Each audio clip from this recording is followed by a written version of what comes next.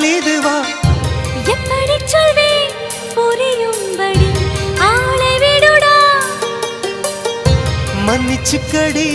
காதல் செய்வேன் கட்டளைப்படி காதல்